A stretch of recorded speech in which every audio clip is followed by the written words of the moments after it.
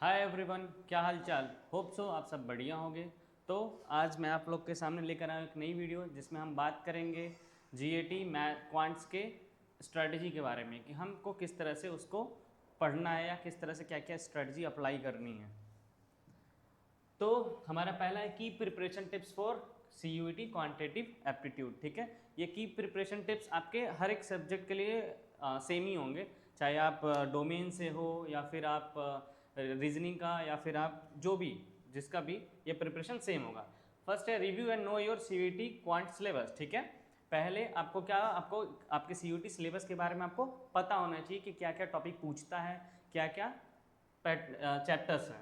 Understand the exam structure format and rules. आपको exam structure के बारे में पता होना चाहिए, उसमें रूल्स क्या हैं, क्या निगेटिव मार्किंग्स है, कितने निगेटिव मार्किंग्स हैं और क्या क्या आपके कितने टाइमिंग है। ठीक, make a proper study plan and stay consistent. आपको प्रॉपर स्टडी प्लान बनाना है और कंसिस्टेंट रहना है। ये नहीं कि आज छूट गया तो कल भी ना पढ़ें या आज ये 2 घंटा पढ़ें कल 1 घंटा पढ़ें। आपको कंसिस्टेंट रहना और स्टडी प्लान भी बनाना है, क्योंकि आप में से बहुत से लोग होंगे जो 12th अभी पढ़ रहे होंगे। तो 12th में अगर आप पढ़ रहे होंगे तो स्कूलिंग भी आपको जाना है, तो उसके लिए आपको प्रॉपर टाइमिंग बनानी ही पड़ेगी कि आपको कितने टाइमिंग इसको देना है और कितने टाइम आपको अपने डोमेन के सिलेबस को देना है।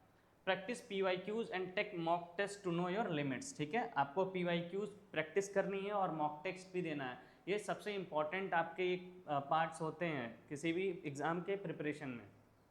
अगर आप मॉक टेस्ट देते हो तो उससे आपको पता चलता है आपकी लिमिट क्या है, और PYQ से आपको कॉन्फिडेंस बिल्डअप होता है कि हम ये क्वेश्चन इजीली सॉल्व कर पा रहे हैं या ऐसे क्वेश्चन पूछते हैं। Focus on time management and stay calm. ठीक है, आपको टाइम मैनेजमेंट बनाए रखना है कि आपका इतना टाइम इतने क्वेश्चन पे देना है या इतने टाइम इस सब्जेक्ट पे देना है हमको। ठीक है, ये आपको टाइम मैनेजमेंट करना पड़ेगा। तो कुछ टाइम मैनेजमेंट के आपके यहाँ पर डायग्राम दिए हुए हैं कि आपको कितने टाइम किस चीज़ पे देना है। अगर आप कोई टाइम दे रहे हो तो 1 घंटे का 35 मिनट आप प्रैक्टिस करो, 25% आपका कम से कम कॉन्सेप्ट पे जाओ, 25% आपके टाइम का मॉक टेस्ट पे जाओ और 15% आप रिवीजन करो उस चीज़ का। तो आपको एक बेटर टाइम मैनेजमेंट इससे कर पाओगे आप। फिर आते हैं हम नेक्स्ट स्कोरिंग।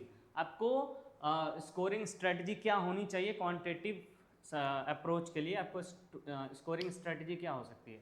तो focus on solving not just memorising formula. ठीक है, आपको फार्मूले को मेमोराइज तो करना है, इंपॉर्टेंट है, बट हर फार्मूले को याद नहीं करना है। ठीक है, एक फार्मूले को याद करो और उस पर अलग अलग फार्मूले आप बना सकते हो। ठीक है, और उस पर जितने ज़्यादा क्वेश्चन प्रैक्टिस करोगे आपको उतना ही बेनिफिशियल होगा कि आप उस एक अलग अलग पैटर्न के भी एक फार्मूले पे अलग अलग पैटर्न का क्वेश्चन बनेंगे तो आप इजीली सॉल्व कर पाओगे।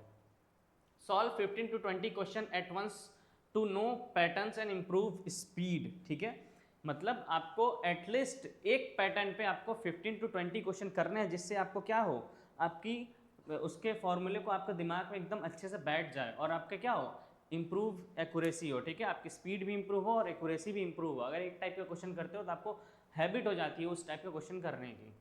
Do not waste time on lengthy theory, focus on concept. ठीक है, आपको पता है कि मैथ्स के क्वांट्स में आपको ज़्यादा थ्योरी तो नहीं मिलती है, बट अगर कुछ जगह ज़्यादा थ्योरी है तो आपको थ्योरी को अवॉइड करके आपको कॉन्सेप्ट पे ज़्यादा फोकस करना है। ठीक है, अगर आपका कॉन्सेप्ट क्लियर होगा तो आप क्वेश्चन को ईजिली अप्रोच कर पाओगे। Practice mental maths for speed and accuracy. ठीक है, आपको मेंटल मैथ्स की प्रिपरेशन अच्छी होनी चाहिए आपकी स्पीड और एक्यूरेसी के लिए। मेंटल मैथ्स जैसे आप बचपन में आप पढ़े होंगे कि बुक के साथ साथ आपको एक मेंटल मैथ्स की बुक जाती थी जिसमें शॉर्ट क्वेश्चन दिए होते थे, एक एक लाइन के क्वेश्चन। ठीक है, उससे क्या होता है, आपकी स्पीड भी इंप्रूव होती है। Learn shortcut and tricks for faster calculation. ठीक है, आपको शॉर्टकट्स पता होने चाहिए, ट्रिक्स पता होने चाहिए फास्टर कैलकुलेशन के लिए। ठीक है, अगर कोई क्वेश्चन को जल्दी सॉल्व करना है तो आपको ट्रिक्स तो जरूर पता होनी चाहिए। Stay calm and prioritise accuracy over attempts. ठीक है, आपको शांत रहना और अपने एक्यूरेसी पे ज़्यादा ध्यान देना है, ना कि आपके अटेम्प्ट्स पे। ठीक है, अगर एक्यूरेसी पे रहेगा ध्यान तो आपके क्वेश्चन गलत नहीं होंगे और निगेटिव मार्किंग्स नहीं जाएंगे।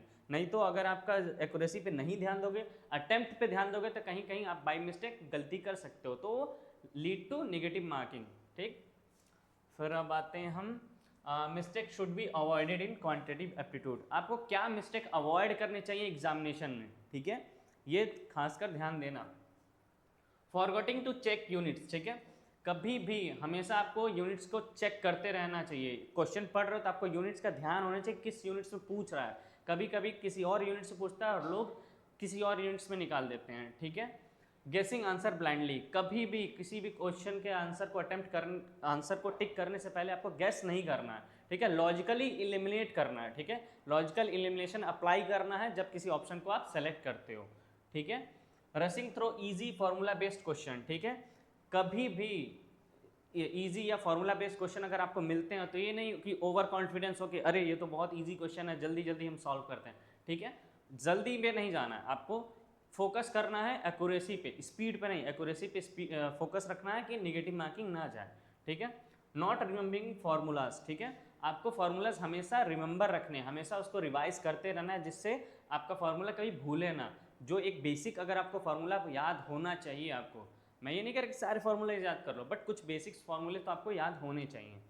Not analysing mock test and progress, ठीक है। मॉक टेस्ट अगर आप दे रहे हो तो मॉक टेस्ट देने का फायदा कब मिलेगा, जब आप उसको एनालाइज करोगे। एनालाइज करने से क्या होगा आपका कि कितने क्वेश्चन आपने अटेम्प्ट किए, कितने नहीं किए, या कुछ क्वेश्चन अटेम्प्ट किए हो तो कितना टाइमिंग आपने कंज्यूम किया, ये इंपॉर्टेंट होता है, ठीक है। तो आप उसको एनालाइज करोगे तो 50% उस चैप्टर से आपका वो इम्प्रूव होगा। अगर एक चैप्टर से आपने कुछ गलत किया तो अगर उसको एनालाइज करते हो तो 50% आप उस पर इम्प्रूव ला सकते हो, ठीक है। फिर हम आते हैं आपका मास्टर मेंटल मैथ्स, ठीक है। मेंटल मैथ्स मैंने बोला था कि अगर आपको टाइम लिमिट के अंदर करना है तो आपको मेंटल मैथ्स पता होना चाहिए या शॉर्टकट ट्रिक्स आपको पता होना चाहिए, ठीक है। तो मेंटल मैथ्स, क्योंकि आपका एग्जाम जो भी होगा वो टाइम लिमिट होता है, तो आपको उतने टाइम में इतने क्वेश्चन अटैम्प्ट करना काफ़ी मुश्किल हो जाता है, इसलिए आपको शॉर्टकट ट्रिक्स पता होना चाहिए। जैसे कि आपको एटलीस्ट 20 तक टेबल लर्न होना चाहिए, फिर 30 तक स्क्वायर और 20 तक क्यूब आपको लर्न होना चाहिए।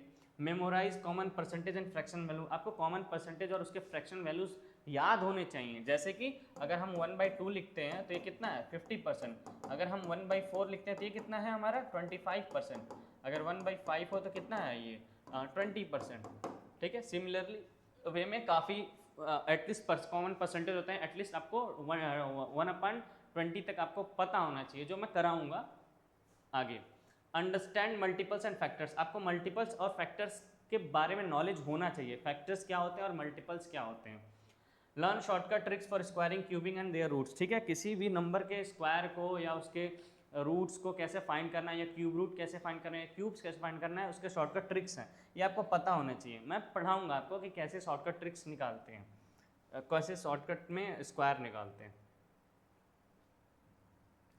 फिर आते हैं फोकस ऑन इम्पॉर्टेंट टॉपिक्स, ठीक है। कुछ इंपॉर्टेंट टॉपिक्स हैं जिन पे आपका हमेशा फोकस होना चाहिए, जो आपको स्कोर भी अच्छा कराते हैं। जैसे नंबर सिस्टम हुआ, सिंप्लीफिकेशन हुआ, अप्रॉक्सीमेशन हुआ, परसेंटेज हुआ, आपका रेशियो हुआ, टाइम हुआ, वर्क हुआ, प्रॉफिट एंड लॉस हुआ, boat stream, problem on train, geometry हुआ, LCM, HCF, statics and mensuration and data interpretation. Data interpretation काफ़ी इंपॉर्टेंट होता है, ये काफ़ी अभी नए एग्जामिनेशंस में ज़्यादा एग्जामिनेशंस में ये ज़्यादा पूछ रहा है, ठीक है। और ये कुछ उसके स्कोरिंग चैप्टर्स के इंपॉर्टेंस के आपके चार्ट हैं। जैसे डीआई का सबसे इंपॉर्टेंट देख रहे हो आप, सबसे ज़्यादा वेटेज यही कवर करता है।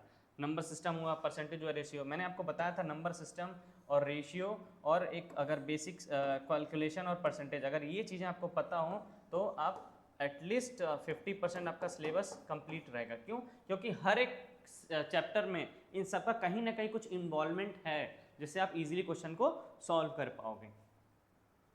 फिर हम बात करते हैं benefits of PYQs and mock test. PYQs और मॉक टेस्ट का क्या बेनिफिट होता है, ठीक है।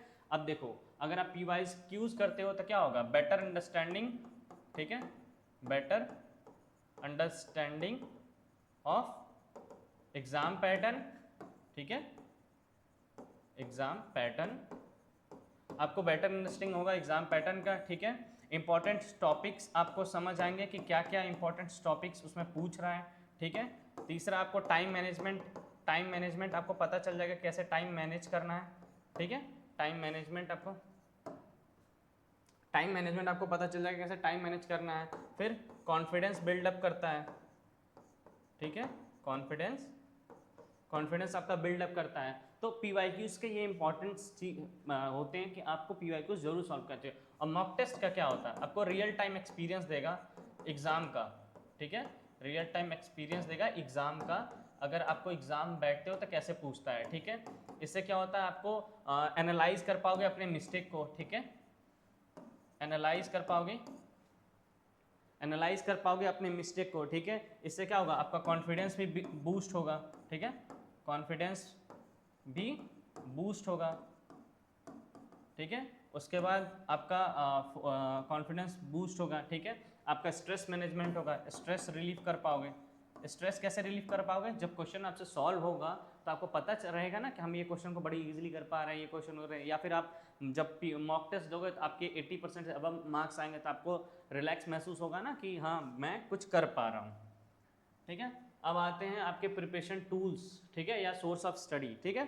तो अगर आप प्रिपरेशन करना चाहते हो तो यूट्यूब से भी कर सकते हो, लेकिन यूट्यूब पे करने के लिए आपका क्या होना चाहिए, बेसिक आपका क्लियर होना चाहिए। अगर बेसिक आपका क्लियर है तो यूट्यूब नो डाउट आप यूट्यूब जा सकते हो, बट जिसका बेसिक नहीं क्लियर है उसको यूट्यूब पे क्या डिसएडवांटेजेस मिल जाएंगे, उनके डिसएडवांटेजेस क्या होंगे, ठीक है, उनके भी कुछ डिसएडवांटेजेस होंगे। क्या डिसएडवांटेजेस होंगे, देखो डिटेल्ड, ठीक है, डिटेल्ड यहाँ पर सिलेबस या डिटेल्ड नहीं पढ़ाया जाता है, ठीक है। डिटेल्ड यहाँ पर आपका नहीं पढ़ाया जाता है, ठीक। आपका सिस्टमेटिक अप्रोच, ठीक है, सिस्टमेटिक अप्रोच नहीं होता है, सिस्टमेटिक तरीके से नहीं पढ़ाया जाता है, ठीक है। नो डाउट क्लियरिंग, ठीक है, कोई भी डाउट क्लियरिंग नहीं होता है, ठीक है, कोई भी डाउट क्लियरिंग नहीं होता है, ठीक है। और नो प्रॉपर प्रैक्टिसेस, ठीक है, नो प्रॉपर प्रैक्टिसेस, ठीक है, कोई भी प्रॉपर प्रैक्टिसेस यहाँ पर नहीं करवाए जाते हैं। तो ये चीज़ें थोड़ा सा दिक्कत कर सकती हैं जिनका बेसिक अगर क्लियर नहीं है, ठीक है।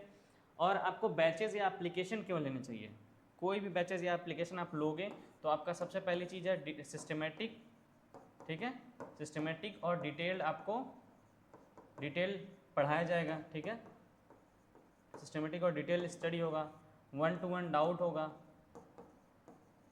1-to-1 डाउट क्लियरिंग होगा, ठीक है, 1-to-1 डाउट क्लियरिंग होगा आपका, ठीक। प्रॉपर आपको प्रॉपर स्टडी करवाया जाएगा, ठीक है, प्रॉपर स्टडी करवाया जाएगा, पॉइंट टू पॉइंट आपको क्वेश्चन सॉल्व करवाए जाएंगे, ठीक है, पॉइंट टू पॉइंट,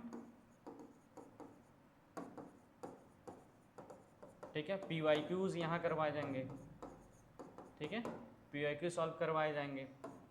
और भी काफ़ी कुछ चीज़ें होती हैं, जैसे हम 1-to-1 कभी भी अगर आपको क्वेश्चन को कुछ इजी क्वेश्चन में आपको दिक्कत होती है, ठीक है, तो डाउट क्लासेस भी आप रख सकते हैं, ठीक है, डाउट क्लासेस भी रख सकते हैं। तो ये सब इंपॉर्टेंट चीज़ें होती हैं जो आपको ध्यान रहना है ना, आपको कंसिडर करके ये करना है कि हमको कहाँ जाना है, ठीक है।